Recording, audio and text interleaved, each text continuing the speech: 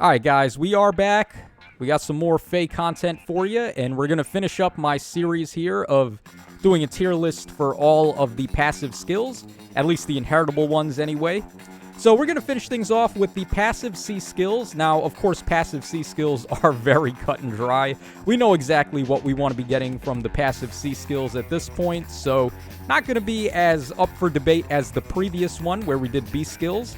So for this one in particular, I actually added an extra tier here. I added S+, because the three that we have in S+ are just so overpowered compared to everything else. I can't even describe it to you guys. If you've played Summoner Duels, or even Aether Raids defense teams that have Soaring Guidance and Guidance 4, then you already know, just the amount of antics they can do with jumping, and as if the jumping wasn't enough, look at this. This is where it really starts to become a question of who is in charge of balancing this shit.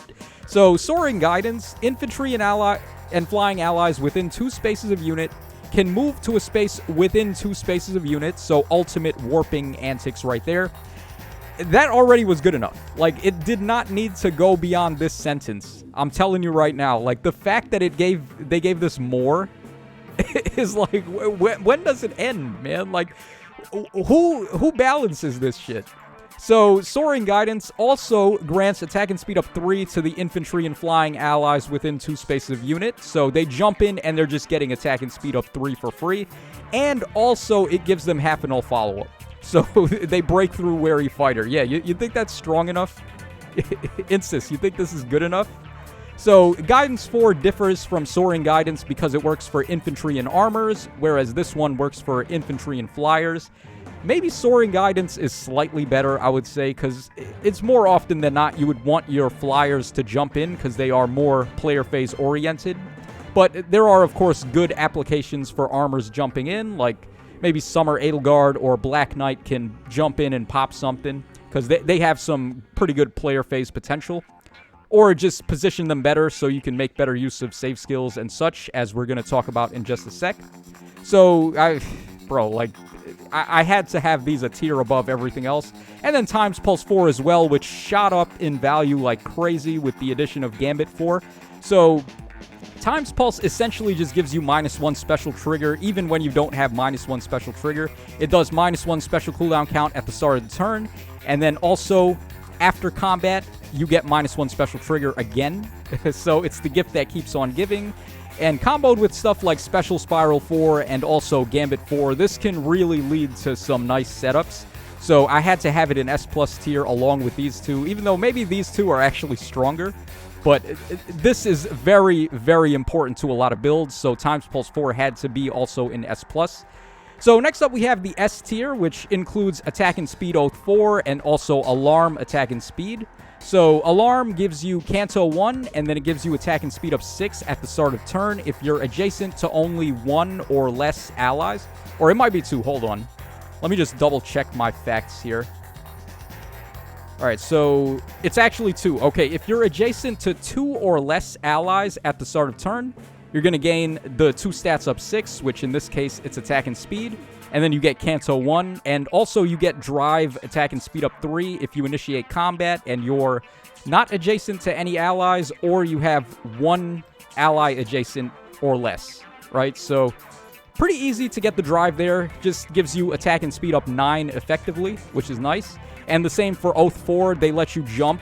If you start the turn and you're adjacent to an ally, or you have an ally within 2 spaces, you get the Attack and Speed up 6. You get a warping effect where you can jump to an ally within 2 spaces. And then if you're adjacent to an ally or have an ally within 2 spaces, then you get Drive, Attack and Speed, so Attack and Speed up 3.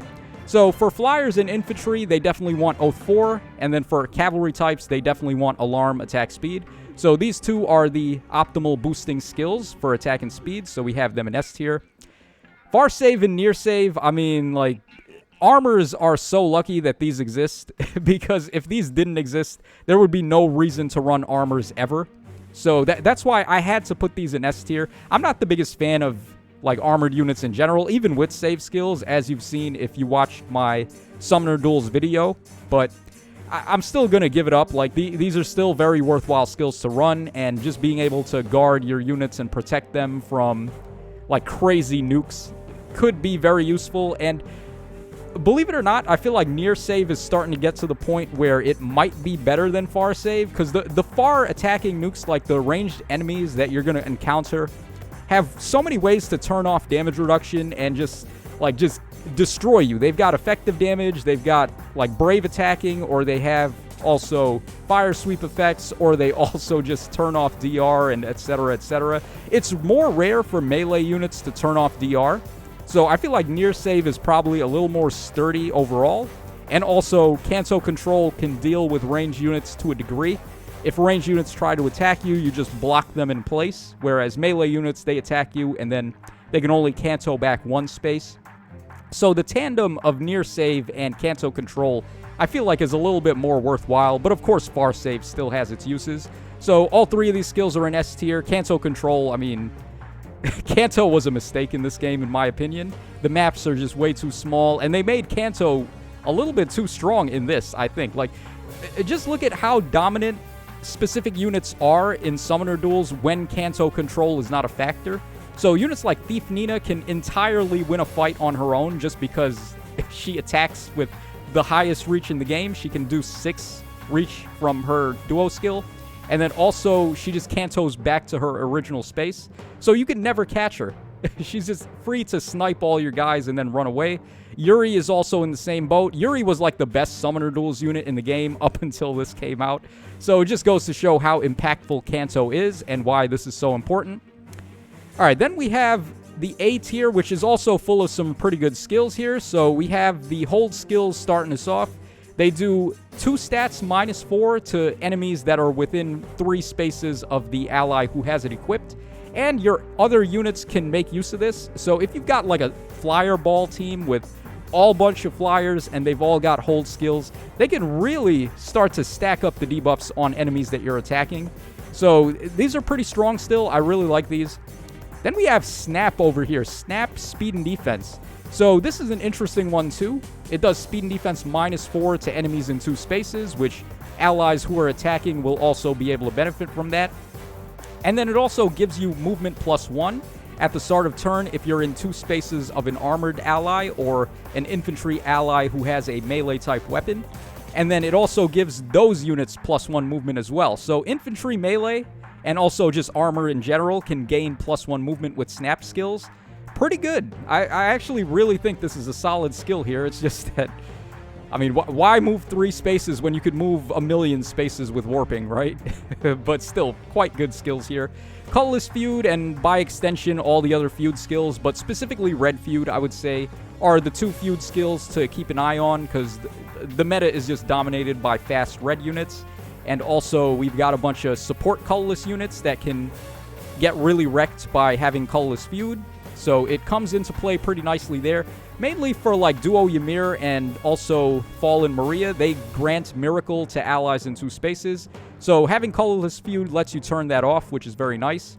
And then Red Feud for the stats in combat against red enemies, which is good. We've got Assault Troop as well. Assault Troop is like one of the best movement skills that we have, because instead of giving you bonus movement, it lets you warp. So that can pass through effects like gravity and stuff that may be hindering your movement. Also stall. So none of that matters. You just warp up 3 spaces. And because of that, it actually can be useful on cavalry units too. Even though cavalry already move 3 spaces, they can just warp through trench tiles with this.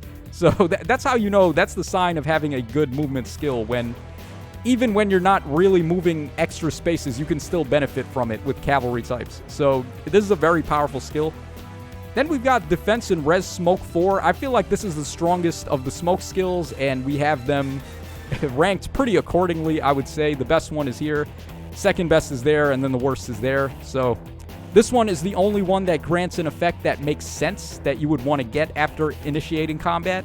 So after you end your combat, you gain Pathfinder to your ally who attacked, and then you also inflict defense and res -6, I think, on all target foes that are within 2 spaces of the target enemy.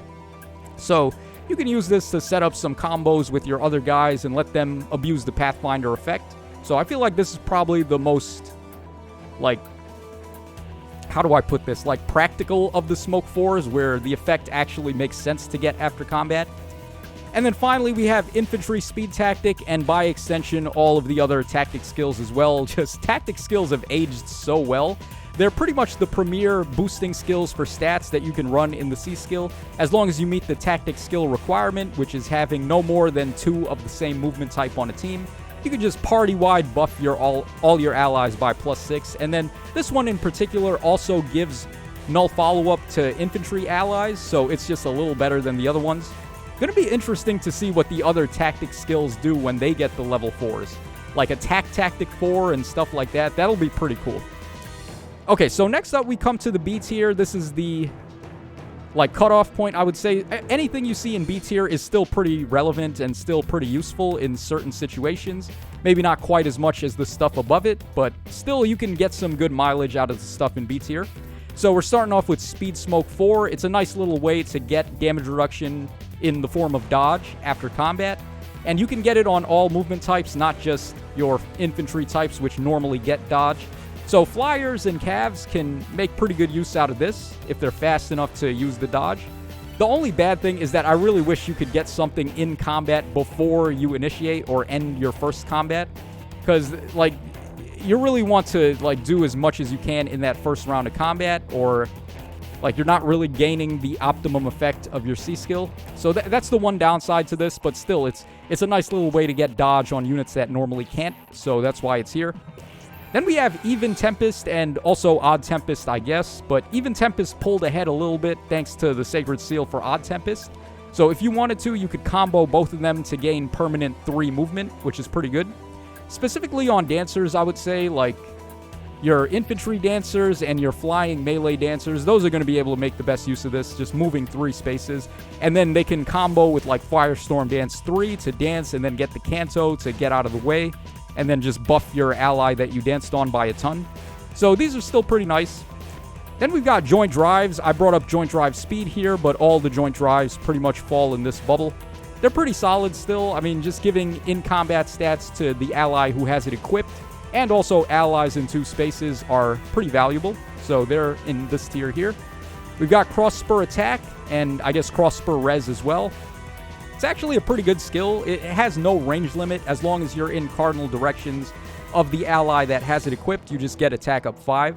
So it can be really monumental on specific units. So stuff like Peony, who already grants bonuses to stats that if your units are in cardinal directions of her. You just stack this on top of that and you're gaining a boatload of power there. So works really well on specific units and support units. Then we've got Infantry Pulse as well. Still a pretty solid skill, just getting pulse effects. And it works really nicely with new skills that we've gotten, like Special Spiral 4 and also Gambit 4 and etc, etc. So anything that lets you manage your special cooldown count better is always going to be pretty good.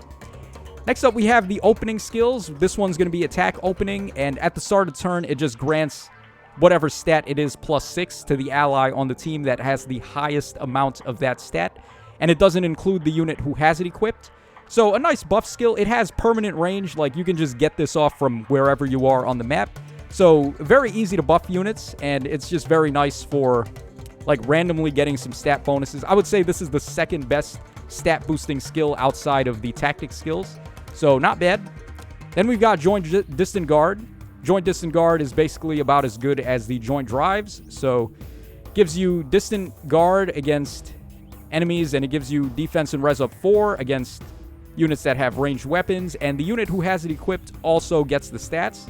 So you can use this for support and then use this to buff yourself, so it's pretty solid. Then we have the Menace skills also in B tier. If Oblivion was doing this, he'd have this in D- tier or something. I don't even know. But they're not the worst thing in the world. They can still function pretty nicely for scoring in Arena, and they're not the craziest option, but they're not terrible either. They give you double stats up 6 based on whatever stats are being boosted here. This one's attack and speed. And then they also debuff the nearest enemy within 4 spaces by the same stats to -6. So you would get attack and speed up 6, and the enemies get attack and speed -6. So a 12-point stat swing, that's not bad by any means. The only problem is that it's not drive buffs. So it's not in combat, so like if the enemies nullify penalties or if your ally is already getting blue bonuses from like tactic skills or whatever, this can actually fall kind of flat. And that's really the only weakness there, but I mean, for the most part, they're still kind of okay. Then we've got Panic Smoke 4, which after combat, it inflicts all stats -3 on the target enemy and enemies in 2 spaces of them. And then it also grants your ally who attacked and allies in 2 spaces foe penalty doubler, which doubles whatever penalties they've got active. So this one already does -3, and then effectively it's just like -6 to all enemy stats after you attack. Only problem is you don't get any in-combat stats before that first round of combat. So similar issue here, like with the smoke skills that I don't like too much, but after combat, this can still actually get some nice benefits there, so it's okay. And then finally, we've got Odd and Even Recovery.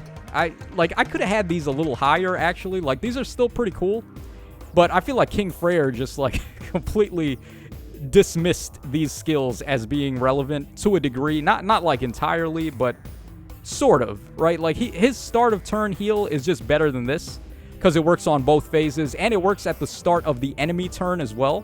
So he's better using this in Aether Raids, and then he's better using this for Summoner Duels also. So these are not like the craziest, but they can still help. The healing is nice, and then also neutralizing penalties is nice. So they're okay. Alright, finally we have the C tier and the D tier. This is like the cutoff point where things start to get a little bit wonky. You can still get a little bit of value out of some of this stuff, but not really. So that's why it's down here. So starting off with the Hone level 4s and the Fortify level 4s, on one specific unit, which is the Legendary Azura, these are actually pretty good. So like Hone Attack 4 or Hone Speed 4 gives you +7. And then the way that her dance works, you would just get +7 to all stats, which is the only way to do that, really. So on specifically Legendary Azura, this is pretty nice, but even then, I mean, you'd probably rather just go for a tactic skill on Azura. She already has speed tactic built into her remix, so just go like attack tactic, and you can just get +6 to all stats on allies within 2 spaces, which is a little more lenient than having to be adjacent. Then we have the Goad skills, which are still kind of okay. I mean, the Goad skills, my only issue is that the unit that has it equipped does not get any benefits. So Joint Drives, Rain skills, Snap skills, the unit who has them equipped is still benefiting from the stat drops or stat bonuses, whereas this is only to power up your allies, so that's why it's in C tier. Then we've got Rouse level 4.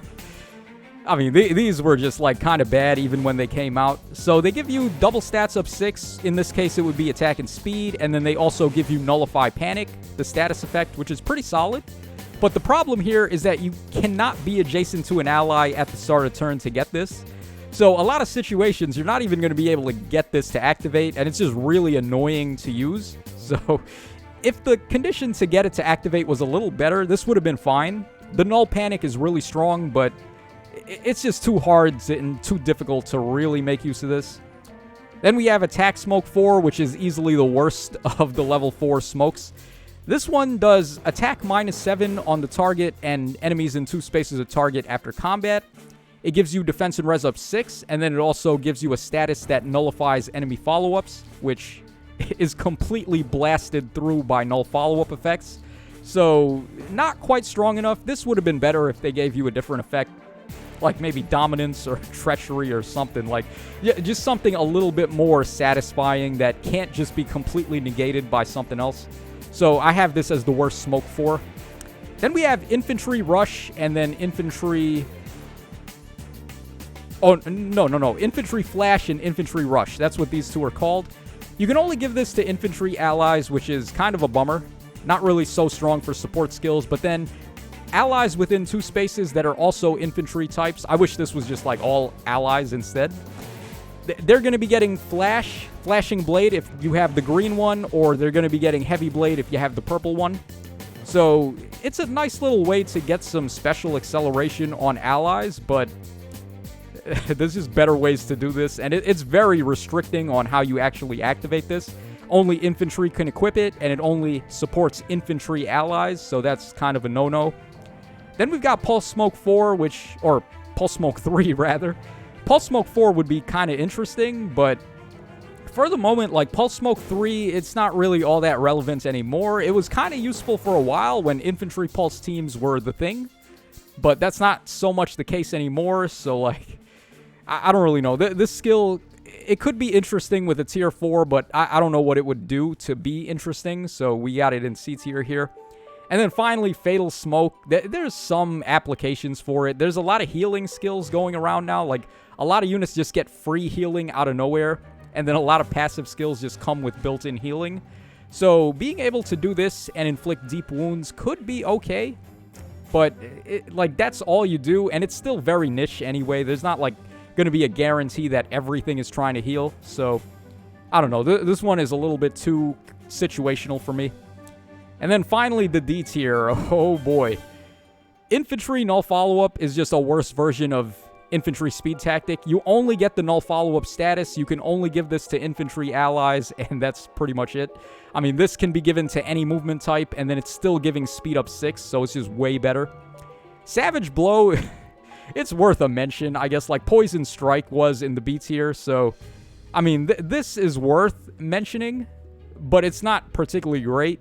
The only reason I have it in here is you can melt enemies with, like, Flared Sparrow, Poison Strike, and Savage Blow. So you can just do as much damage over time as possible and, like, try to beat enemies that way, I guess. But not really, so that's why it's in D tier. Infantry Hexblade is just completely pointless. I mean, we've got Attack and Speed Hexblade now, so that's just way better. And you have to be adjacent to the ally to get this to work, and you can only give it to melee infantry types. Or, no. You can only give it to magical infantry types, I'm pretty sure. Let's just double check that. So, Hexblade, let's see here. Infantry Hexblade. Yeah, so it's only for infantry and it's only for magic. So, very, very heavily restricted skill here, and you have to be adjacent to them to gain the effects, gain the adaptive damage. So, it's just completely booty. And then we've got Panic Smoke, well, not Panic Smoke, but just Panic in general. Panic 3. Panic was okay. Like, this was a pretty solid skill for a while, but not so much anymore. There's way better ways to debuff the enemies now. And it only works in cardinal directions, which is not enough. Maybe the level 4 of this would be, like, all enemies within 5 rows and 5 columns centered on unit. That would be pretty good. But the way it is now, it's just not effective enough. And then probably the worst gold border skills in the entire game. The threaten skills, the split threatens, these were dead on arrival. I don't know why they even bothered making these. The menaces are just way better than these. So, I mean, there you guys go. That wraps us up for the tier list for passive C skills. And we've got some pretty big fish to fry. You guys left a lot of awesome suggestions on one of the other videos on what type of videos you want to see. So I'm going to get to work on those, and we're going to try to release another one today later on when I have some more time. So this is your boy Tacho signing out. Thanks for watching, guys, and take care, and I'll see y'all again on the flip side.